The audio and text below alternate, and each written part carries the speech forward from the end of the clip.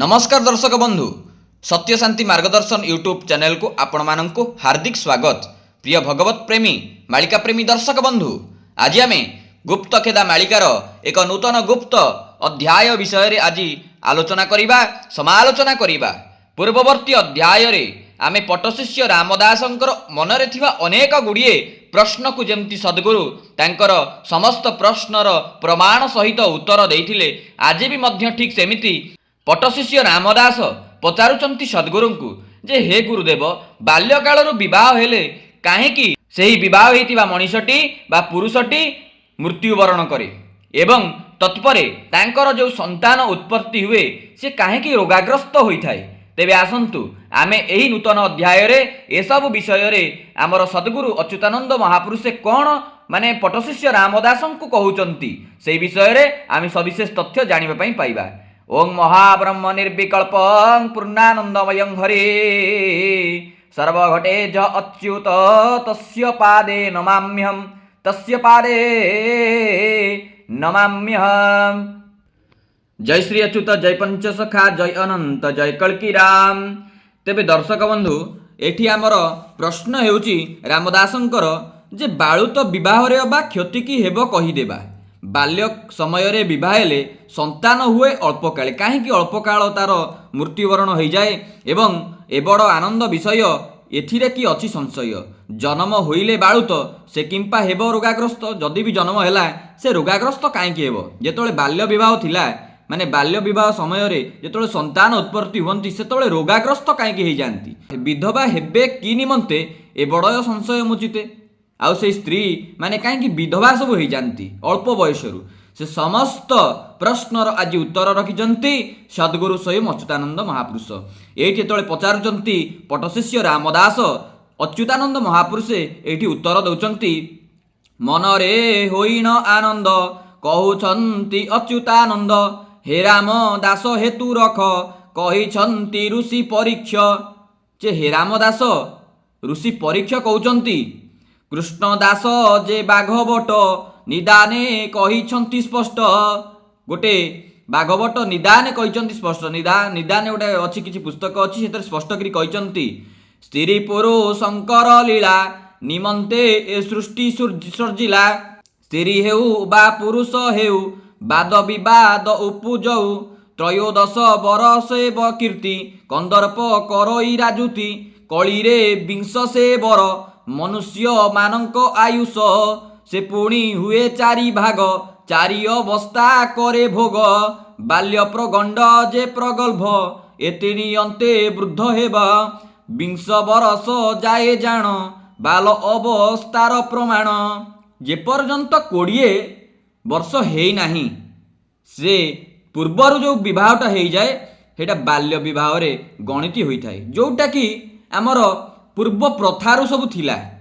वर्तमान सिना बाल्य विवाह उठी जाइछि किंतु पूर्व प्रथारू से बाल्य विवाह थिला जद्वारा कि गोटे प्लस पॉइंट होथिबा बेले गोटे माइनस पॉइंट मध्य होथिला। प्लस पॉइंट को माइनस पॉइंट कोन आज समस्त माने सब किछि टिकिनिकी खबर एही पुस्तक माध्यम रे वर्तमान जानिबा। एवं एठी हमर अच्युतानंद महापुरुष कहउचंती प्रगंड 40 भोगई प्रगल्भ 60 गणई ए अंते अटे वृद्ध काल भोगंती पूर्वाजित फल धन्वंतरींक मत एही वैद्यशास्त्र रे अछि कही। धन्वंतरींक मत रे वैद्यशास्त्र रे जो अछि प्रकृत तथ्यटी एठी जा लेखा जाइछि सेटा वैद्यशास्त्र रे अछि। एथिब सत जाहा मते ए भावे भोगिब उचिते सत नियम हानि हेले अर्धे भोगिब कौशले रज सात्विक राजसिक तामसिक ए त्रिगुण जो से कथा सात्विक जो नियम हानि हेले अर्धे भोगिब कौशले सत्यत्रे तेया जे द्वापर जुग मानंके ए विचार थिबारु विज्ञ व्यक्तिगण जगते होइथिले धन्य जुबा कन्यांकु रखी घर कराऊ थिले स्वयंवर। आगरु सब आपण जानिथिबे जे युवती माने थिले तांकर सब स्वयंवर करुथिले। स्वयंवर रे जो व्यक्ति सफल हेउथिबे सेही व्यक्ति ही सेही कन्या को विवाह होउथिले। आपण माने जानिथिबे ସେଇ କଥା ଏଥିରେ ଲେଖାଯାଇଛି। ଯୁବା କନ୍ୟାଙ୍କୁ ରଖି ଘର କରାଉଥିଲେ ସ୍ୱୟମ୍ବର, ନିଜସ୍ୱ ତାଙ୍କ ଘରେ ସ୍ୱୟମ୍ବର କରାଉଥିଲେ। କନ୍ୟାର ଇଚ୍ଛା ମତେ ଶୁଣ, ପୁରୁଷ କରଇ ରମଣ, ଉଭୟ ମନର ସଂଯମେ, ତ୍ରହିଁରୁ ଯେ ଶିଶୁ ଜନ୍ମେ, ପ୍ରୌଢ଼ା ବୟସେ ନେଲେ ଜାତ, ସେ ଶିଶୁ ହୁଏ ବଳବନ୍ତ। ଯେପର୍ଯ୍ୟନ୍ତ ଗୋଟାଏ, ଏଠି ଆମର ସଦ୍ଗୁରୁ କହୁଛନ୍ତି, ଯେପର୍ଯ୍ୟନ୍ତ ମାନେ ଦୁଇ ପୁରୁଷ ହୁଅନ୍ତୁ କିମ୍ବା ନାରୀ ହୁଅନ୍ତୁ, ତାଙ୍କର ଉପଯୁକ୍ତ ସମୟ ହେଇନାହିଁ, ସେଇ ସମୟ ପୂର୍ବରୁ ସନ୍ତାନ ଉତ୍ପତ୍ତି କରୁଛନ୍ତି, ତ ନିଶ୍ଚିନ୍ତ ରୂପରେ କ'ଣ ହେବ ସେ କଥା ମଧ୍ୟ ଆଗରେ ଲେଖାଯାଇଛି। ତାପରେ କହୁଛନ୍ତି କ'ଣ, ବିଦ୍ୱାନ ତେଜସ୍ୱୀ ବଳିଷ୍ଠ, ସର୍ବଗୁଣରେ ହୁଏ ଶ୍ରେଷ୍ଠ। ଯେତେବେଳେ ସମୟ ହେଇଯାଏ, ମାନେ ଗୋଟେ ସନ୍ତାନ ଉତ୍ପତ୍ତି କରିବାର ସମୟ ହୁଏ, ଯେତେବେଳେ କି ଉପଯୁକ୍ତ ସମୟ ଆସେ, ଯେତେବେଳେ ସୁସନ୍ତାନ ପ୍ରାପ୍ତି ଯଦି କରିବାକୁ ଚେଷ୍ଟା କରନ୍ତି, ତ ନିଶ୍ଚିନ୍ତ ରୂପରେ ସେଇ ସନ୍ତାନଟି କ'ଣ ହୁଏ, ବିଦ୍ୱାନ ହୁଏ, ବଳିଷ୍ଠ ହୁଏ। ଏଇ କଥା ହିଁ ଏଥିରେ ଲେଖାଯାଇଅଛି। ଧନ ସମ୍ପଦରେ ଅପାର, ସୁଖ ଭୁଞ୍ଜଇ ନିରନ୍ତର, ସର୍ବଗୁଣରେ ଶ୍ରେଷ୍ଠ ହୋଇ, ଜଗତେ ପ୍ରଶଂସା ଲଭଇ, କଳି ଯୁଗରେ ନରମାନେ, ସେ ଭାବ ନ ରଖିଲେ ମନେ। କିନ୍ତୁ କ'ଣ ହେଲା, ଏଇ ଯେଉଁ ବାଲ୍ୟକାଳ ବିବାହ, ଆମର ସଦ୍ଗୁରୁ କହୁଛନ୍ତି ବାଲ୍ୟକାଳ ବିବାହ ଥିଲା ପୂର୍ବ କାଳରେ, ସେତେବେଳେ ସଂଯମରେ ବ୍ୟକ୍ତିମାନେ ଥିଲେ। କିନ୍ତୁ ବର୍ତ୍ତମାନ ଏଇ କଳିର ଯେଉଁ କୋରାଳତା କାୟା ବିସ୍ତାର କଲା, ବ୍ୟକ୍ତିମାନେ ଆଉ ସଂଯମରେ ରହିପାରିଲେ ନାହିଁ। ଯଦ୍ୱାରା କି କ'ଣ ହେଉଛି, କଳି ଯୁଗରେ ନରମାନେ, ସେ ଭାବ ନ ରଖିଲେ ମନେ, ଅଳ୍ପ ବୟସେ ବିବାହ ହେଲେ, ଜଗତେ ଯନ୍ତ୍ରଣା ଭୋଗିଲେ, କନ୍ୟାର ଅନୁରୂପ ବର, ନୋହିବ ଉତ୍ତମ ସୁନ୍ଦର, ସ୍ତ୍ରୀ ପୁରୁଷ ଭେଦ ନାହିଁ, ପ୍ରସ୍ତାବ କରିବେ ଲୁଚାଇ। ଏଇ ଯେଉଁ ସ୍ତ୍ରୀ ପୁରୁଷ ଭେଦ ନାହିଁ, ପ୍ରସ୍ତାବ କରିବେ ଲୁଚାଇ, ଏଇଟା ହେଉଛି ବର୍ଣ୍ଣ ସଂକର। ମାନେ ଯେଉଁ ଆଜିକାଲିକା ଡେଟ୍ରେ ଆପଣମାନେ ଦେଖୁଛନ୍ତି, କେହି ଦେହକୁ ନେବେ ନାହିଁ ଯଦି ଏମିତିକା କିଛି ହେଇଥିବ, ମାନେ ଭଲ ପାଉଛନ୍ତି କିଛି ଅନ୍ୟ ବର୍ଣ୍ଣର ବ୍ୟକ୍ତି ବିଶେଷମାନଙ୍କୁ, ମାନେ ସେମାନଙ୍କ ସାଥିରେ ପଳାଉଛନ୍ତି। ସେଇଟା ହେଉଛି ବର୍ଣ୍ଣ ସଂକର, ମାନେ ନିଜ ବର୍ଣ୍ଣରେ ଆଉ କେହି ରହୁନାହାନ୍ତି। ଯଦ୍ୱାରା କି କ'ଣ ହେଉଛି, ଗୀତାରେ ବି ମଧ୍ୟ କୁହାଯାଇଛି, ଯେଉଁଟାକି ବର୍ଣ୍ଣ ସଂକର ଜାତ ହେଉଛି। ଆଉ ତାପରେ କ'ଣ କହୁଛନ୍ତି, ଏଣୁ ଯେ ସ୍ତ୍ରୀ ପୁରୁଷର ମନନ ମିଳିବ ଏହାର ମିଳନ। ଏଇ କ'ଣ ଏଇ ଯେଉଁ ଦେଖନ୍ତୁ, ଏଇ କଥାଟି ନୋଟିସ୍ କରନ୍ତୁ, ଏଣୁ ଯେ ସ୍ତ୍ରୀ ପୁରୁଷର ମନନ ମିଳିବ ଏହାର। ଯେହେତୁ ବର୍ଣ୍ଣ ସଂକର ଥିବ, ନିଶ୍ଚିନ୍ତତର ତାଙ୍କର ଆଚାର ବିଚାର ନିଶ୍ଚିନ୍ତ ରୂପରେ ଅଲଗା ଥିବ, ତାଙ୍କ ଭିତରେ ମତଭେଦ ହେବ। ଏଇ ସେଇ କଥା ଲେଖାଯାଇଛି।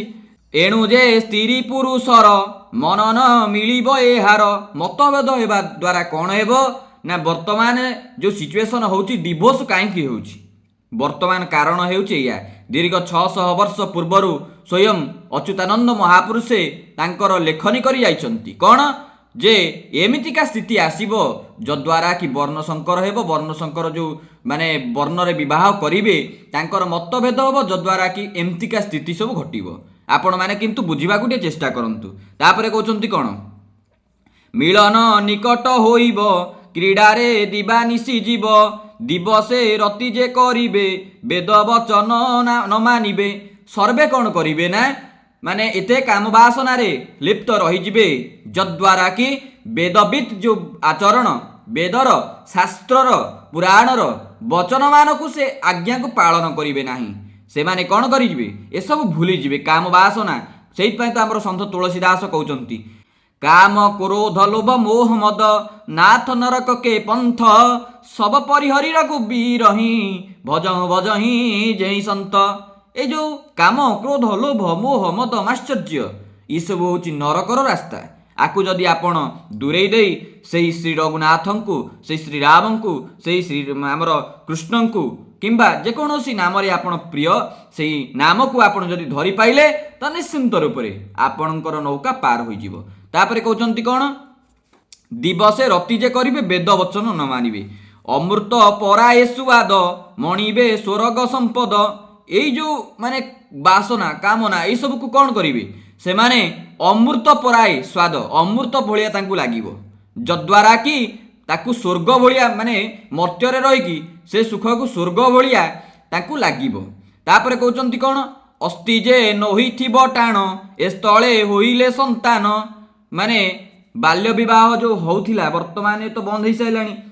ଅଚ୍ୟୁତାନନ୍ଦ ମହାପୁରୁଷଙ୍କର କହିବା କଥା ଏଇଆ ଯେ ପୂର୍ବ ଯେଉଁ ଆମର ଯେଉଁ ବାଲ୍ୟ ବିବାହ ପ୍ରସ୍ତାବଟି ଥିଲା, ସେମାନଙ୍କର ବୟସ ନଥିବ, ସେମାନଙ୍କର ଅସ୍ଥି ମଜ୍ଜା ଟାଣ ହୋଇନଥିବ, କିନ୍ତୁ ସେମାନେ ସନ୍ତାନ ଉତ୍ପତ୍ତି କରୁଥିବେ, ଯଦ୍ୱାରା କି କ'ଣ ହେବ, ମାନେ ସେଇ ସ୍ଥିତିରେ ସେ କଥା ଲେଖିଛନ୍ତି, ଅସ୍ଥି ଯେ ନ ହୋଇଥିବ ଟାଣ ଏସ୍ଥଳେ ହୋଇଲେ ସନ୍ତାନ। ଏସ୍ଥଳେ ଯଦି ସନ୍ତାନ ହେବ, ସନ୍ତାନର କ'ଣ ଅବସ୍ଥା ହେବ? ସେ ଶିଶୁ ହୁଏ ରୋଗାଗ୍ରସ୍ତ, ଲବହି ଯନ୍ତ୍ରଣା ବହୁତ। ସେ ଶିଶୁ ଅତ୍ୟନ୍ତ ରୋଗାଗ୍ରସ୍ତ ହୋଇଯିବ, ଆଉ ଅନେକ ପ୍ରକାର ଯନ୍ତ୍ରଣା, ଅନେକ ପ୍ରକାର ମାନେ ଦୁଃଖ ଦୁର୍ଦ୍ଦଶାକୁ ସିଏ ପ୍ରାପ୍ତି କରିବ। ବଳିଷ୍ଠ କଦାପି ନୋହିବ, ବିଦ୍ୟା ସେ ଅର୍ଜି ନ ପାରିବ। ଆଦୌ ବି ବଳିଷ୍ଠ ହେବ ନାହିଁ ଏବଂ ବିଦ୍ୟାକୁ ମଧ୍ୟ ଅର୍ଜନ କରିପାରିବ ନାହିଁ।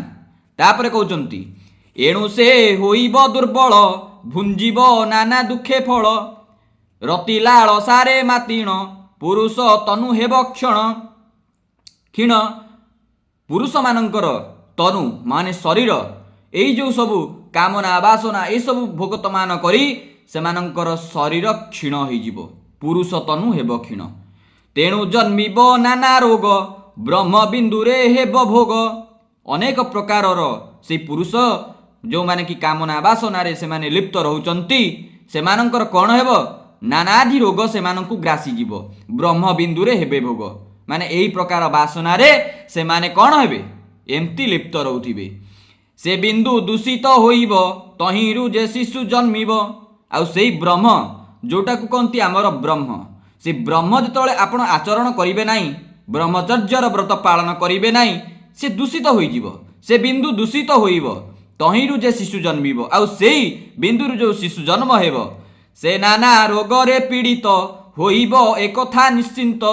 ଅନେକ ପ୍ରକାର ମାନେ ଯାହାକୁ କହନ୍ତି ରୋଗ, ଯାବତୀୟ ରୋଗ, ସେ ରୋଗରେ ନିଶ୍ଚିନ୍ତ ରୂପରେ ସେ ପୀଡ଼ିତ ହେବ। ମାତା ପିତାଙ୍କ ସୁକୃତରେ ଶିଶୁ ଯେ ସୁଖ ଭୋଗ କରେ, ଏଣୁ ପୁରୁଷାନୁକ୍ରମରେ ଦୁଃଖ ସୁଖ ସେ ଭୋଗ କରେ। ଏମନ୍ତ ରାମ ଦାସ ଶୁଣି ପୁଣି ପଚାରେ ଯୋଡ଼ି ପାଣି। ଏହି କଥା ଯେତେବେଳେ ରାମଦାସ, ପଟ୍ଟଶିଷ୍ୟ ରାମଦାସ ଶୁଣୁଛନ୍ତି, ସ୍ୱୟଂ ସଦ୍ଗୁରୁ ଅଚ୍ୟୁତାନନ୍ଦଙ୍କୁ ପ୍ରଶ୍ନ ପଚାରୁଛନ୍ତି, କ'ଣ ନା, ଭୋଗୁରୁଦେବ କୃପା କର, ଅଜ୍ଞାନ ତିମିର ଅନ୍ଧାର, ଆଛାନେ ହୋଇଛି ମୋହିତ, ତହିଁରୁ କର ମୋତେ ମୁକ୍ତ। ହେ ସଦ୍ଗୁରୁ, ମୋତେ ଏ ଅଜ୍ଞାନ ତିମିର ଅନ୍ଧାର ରୂପକ ଏଇ ମାର୍ଗରୁ ମୋତେ ଆପଣ ମୁକ୍ତି ପ୍ରଦାନ କରନ୍ତୁ। ଆଚ୍ଛାନେ ହୋଇଛି ମୋହିତ, ମୋ ଚତୁଃପାର୍ଶ୍ୱରେ ଖାଲି ଅନ୍ଧାର ହିଁ ଅନ୍ଧାର, ତହିଁରୁ କର ମୋତେ ମୁକ୍ତ। ଆଉ ସେଇ ଅନ୍ଧାରରୁ ଆପଣ ହିଁ କେବଳ ମୁକ୍ତ କରିପାରିବେ। କ'ଣ? ଜର୍ମାନୀ ଦେଶର ଦାନବ, ସେହି କା ହାତରେ ମରିବ, ତାଠାରୁ କେହେବ ବଳିଷ୍ଠ, ଯୁଦ୍ଧେ କରିବ ତାକୁ ନଷ୍ଟ। ଏକଥା ବୁଝାଇ କହିବ, ମୋ ମନ ସଂଶୟ ଦହିବ। ରାମଦାସର ଭକ୍ତି ଦେଖି ଅଚ୍ୟୁତାନନ୍ଦ ହୋଇ ସୁଖୀ, ଉତ୍ତର କୌଶଳ ଯେତେ ନୃପତି, ଆବର ଚକ୍ରଧର ଚକ୍ରବର୍ତ୍ତୀ, ତେଲଙ୍ଗ ବଜାଳି ଆଦି ନୃପତି, ଆସି ମିଳିବେ ପ୍ରଭୁଙ୍କର କତି। ସବୁ ଦେଶ ରାଜାମାନେ ମିଳିବେ, ପ୍ରଭୁଙ୍କୁ ସର୍ବେ ଦର୍ଶନ କରିବେ। ଅନନ୍ତ କେଶରୀ ଯେ ଆଜ୍ଞା ଦେବେ, ଭୋ ପ୍ରଭୁ ଦେବଙ୍କୁ ଆସିବା ବୋଲିବେ। ଶୁଣି ନ ସକଳେ ଆନନ୍ଦ ହେବେ, ଶୀଘ୍ର ଛତିଆ ବଟ ବାହାରିବେ। କିଛି ଦୂରେ ଥାଇ ବାସିୟ ମାନେ, ବସି ମିଳିବେ ପ୍ରଭୁ ସନ୍ନିଧାନେ। ସେହି କାରଣରୁ ତହିଁ ରେଳପଥ, କମ୍ପାନୀ କରିଣ ଲଭିବ ସ୍ୱାର୍ଥ। ପ୍ରଭୁଙ୍କୁ ଯେ ସେହି ପାରି କରିବ, ପୂର୍ବ ସୁକୃତ ତାର ବିକଶିବ। ଏ ଅତି ଗୁପତ କଥା ଅଟଇ, ଅଚ୍ୟୁତାନନ୍ଦ କହିଲେ ଫିଟାଇ। ଇତି ଶ୍ରୀ ବ୍ରହ୍ମ ଟିକାୟାଂ ଭୀମ ନକୁଳ ସହଦେବ ଅଶ୍ୱତ୍ଥମାଦି। ତ ଦର୍ଶକ ବନ୍ଧୁ, ଇଏ ଥିଲା ଆମର ପଟ୍ଟଶିଷ୍ୟ ରାମଦାସଙ୍କର ଅନେକ ଗୁଡ଼ିଏ ପ୍ରଶ୍ନର ଉତ୍ତର। ଆମର ସଦ୍ଗୁରୁ ଅଚ୍ୟୁତାନନ୍ଦ ମହାପୁରୁଷ କହିଦେଇଛନ୍ତି, ମାନେ ଆମେ ଯେତିକି ଆଜି ପଢ଼ିଲେ, ଯେତିକି କି ଜାଣିଲେ, ତାର ସାରାଂଶ ହେଉଛି ଏଇଆ ଯେ ବ୍ରହ୍ମଚର୍ଯ୍ୟ ହିଁ କେବଳମ୍। ମାନେ ଆପଣ ଯଦି ଆପଣଙ୍କର କାୟାକୁ ନିରୋଗୀ କାୟା କରିବା ପାଇଁ ଚାହୁଁଛନ୍ତି, ତେବେ ନିଶ୍ଚିନ୍ତ ରୂପରେ ଆପଣ ବ୍ରହ୍ମଚର୍ଯ୍ୟ ବ୍ରତକୁ ପାଳନ କରନ୍ତୁ। ଆଉ ବ୍ରହ୍ମଚର୍ଯ୍ୟ ବ୍ରତ ଯେଉଁଟା ନିୟମ ଅଛି, ଯେଉଁ ଅନୁଶାସନ ଅଛି, ଆପଣମାନେ ସେଇ ଅନୁଶାସନ ଆଉ ଯେଉଁଟାକୁ କହନ୍ତି ରୁଲ୍ସ ଆଉ ରେଗୁଲେସନ୍, ଆପଣମାନଙ୍କର ଭାଷାରେ ସେଇ ରୁଲ୍ସ ଆଉ ରେଗୁଲେସନ୍କୁ ଆପଣ ଫଲୋ କରନ୍ତୁ ଏବଂ ବ୍ରହ୍ମଚର୍ଯ୍ୟର ବ୍ରତକୁ ଆପଣ କଠୋରତାର ସହିତ ପାଳନ କରନ୍ତୁ, ଯଦ୍ୱାରା କି ଆପଣଙ୍କର କାୟା ନିରୋଗୀ ହେବ ଏବଂ ଆପଣଙ୍କର ତନୁ ଶୁଦ୍ଧ ହୋଇଯିବ, ମାନେ ଶରୀର ଶୁଦ୍ଧ ହୋଇଯିବ। ଆଉ ପ୍ରଭୁଙ୍କର ନାମ ହିଁ ହେଉଛି କେବଳ, ମାନେ କଳିଯୁଗରେ ହେଉଛି କେବଳ ପ୍ରଭୁଙ୍କର ନାମ ଏବଂ ଏକମାତ୍ର ବ୍ରହ୍ମଚର୍ଯ୍ୟ। ଏହା ଦ୍ୱାରା ହିଁ ମଣିଷର ମୁକ୍ତି ହୋଇପାରିବ, ଆଉ କିଛି ନୁହେଁ। ଆପଣମାନେ ଯାହା ଜାଣନ୍ତୁ କି ନ ଜାଣନ୍ତୁ, ଆପଣ ଯଦି ପ୍ରକୃତ ସତ୍ୟ କଥା କହିବାକୁ ଗଲେ ଯଦି ବ୍ରହ୍ମଚର୍ଯ୍ୟ ବ୍ରତ ପାଳନ କରୁଛନ୍ତି ଏବଂ ପ୍ରଭୁଙ୍କର ନାମକୁ ଆପଣ ସଦାସର୍ବଦା ଆପଣଙ୍କ ତୁଣ୍ଡରେ ନେଉଛନ୍ତି, ତ ନିଶ୍ଚିନ୍ତ ରୂପରେ ଆପଣଙ୍କର କେହି ବି କିଛି ଅନିଷ୍ଟ କରିପାରିବେ ନାହିଁ କି ଆପଣଙ୍କର କୌଣସି ପ୍ରକାର ଅମଙ୍ଗଳ ବି ମଧ୍ୟ ହୋଇପାରିବ ନାହିଁ। ଦର୍ଶକ ବନ୍ଧୁ, ଆଜି ପାଇଁ ଭିଡ଼ିଓଟିକୁ ଏଇଠି ବିରାମ ଦେବା। ରହୁଛି, ନମସ୍କାର। ଜୟ ଜଗନ୍ନାଥ, ଜୟ ଶ୍ରୀ ଅଚ୍ୟୁତ, ଜୟ ପଞ୍ଚସଖା, ଜୟ ଅନନ୍ତ, ଜୟ କଳ୍କୀ ରାମ।